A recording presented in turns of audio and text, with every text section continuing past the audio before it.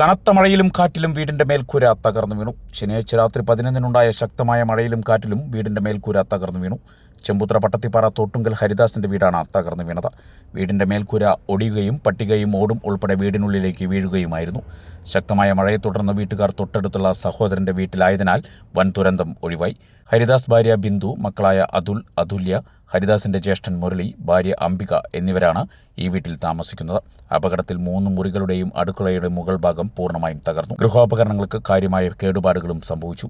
പഞ്ചായത്ത് അംഗം സന്ധ്യ മനോജ് അപകട സ്ഥലം സന്ദർശിച്ചു.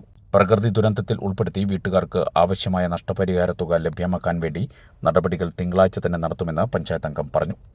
രാത്രി ആങ്ങളെയും നാത്തൂനോടെ കിടക്കണ്ടായിരുന്നു. പെട്ടെന്ന് മഴ വന്നോണ്ട് കൂടിയിട്ട് നാത്തു ഇറങ്ങി ഓടിപ്പോയി. കുഴപ്പമില്ല എന്ന് പറഞ്ഞ അവിടെ നിന്ന് കുറച്ച് കഴിഞ്ഞപ്പോഴേക്കും ഇടിഞ്ഞു പൊളിഞ്ഞു വീണപ്പോഴേക്കും അവനും ജീവനെന്ന് പറഞ്ഞിട്ട് ഓടി താഴേക്ക് ഇറങ്ങിപ്പോയി. നമ്മുടെ പാണഞ്ചേരി 1-ാം വാർഡില് താളിക്കോട് പ്രദേശത്ത് തോട്ടുങ്ങൽ ഹരിദാസിന്റെ വീടാണിത്. വീടിന്റെ അവസ്ഥ വളരെ ശോചനീയമായ അവസ്ഥയാണ്. അവര് ഇവിടെ ഹരിദാസിന്റെ ചേട്ടൻ മുരളിയുടെ വൈഫ് അംബികേച്ചിയാണ് ഇവിടെ താമസിക്കുന്നുണ്ടായിരുന്നത്. എഴുന്ന സമയത്ത് പെട്ടെന്ന് നമ്മൾ പ്രതീക്ഷിക്കാണ്ടാണല്ലോ, ഇന്നലത്തെ ഒരു മഴ എന്ന് പറയുന്നത് നമ്മൾ തീരെ പ്രതീക്ഷിക്കാണ്ട് വന്നതാണ്. ആ കാറ്റ് ഇത് വന്നപ്പോൾ അംബികേച്ചി പെട്ടെന്ന് ആ കാറ്റിന്റെ ഒരു ഇതിൽ പെട്ടെന്ന് ഇറങ്ങി മുറ്റത്തേക്ക് നിന്നു. മുരളിയേട്ടൻ ഇറങ്ങി വരുമ്പോഴേക്കും വീട് വീണു. മുരളിയേട്ടനും പെട്ടെന്ന് തന്നെ ഇറങ്ങി.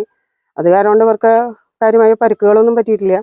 വീടിന്റെ അവസ്ഥ വളരെ ഗുരുതരമായിട്ടുള്ള അവസ്ഥയാണ്. ഇനിയിപ്പോൾ അവർക്ക് അതിൽ താമസിക്കാനൊന്നും പറ്റില്ല. പൂർണ്ണമായും തകർന്നിട്ടുണ്ട്. ചുമരൊക്കെ മണ്ണിഷ്ടികയായതുകൊണ്ട് അതിൻ്റെതായ തകർച്ചയിലാണത്. നമ്മൾ വില്ലേജ് ഓഫീസറെ അറിയിച്ചിട്ടുണ്ട്. ഇനി കളക്ടർക്കും പരാതി കൊടുത്ത് നമ്മൾ വേണ്ട ഇവർക്ക് കിട്ടാവുന്ന എന്താണെന്ന് വെച്ചാൽ ധനസഹായം മേടിച്ചു കൊടുക്കാനായിട്ടാണ്.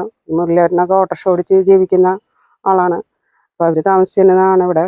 അപ്പോൾ അവർക്ക് കിട്ടാവുന്ന ഗവൺമെൻറ്റിൽ നിന്ന് കിട്ടാവുന്ന ആനുകൂല്യങ്ങൾ മേടിച്ചു കൊടുക്കാൻ വേണ്ടിയിട്ടുള്ള അപേക്ഷയും കാര്യങ്ങളുമായിട്ട് നമ്മൾ മുന്നോട്ട് പോകും.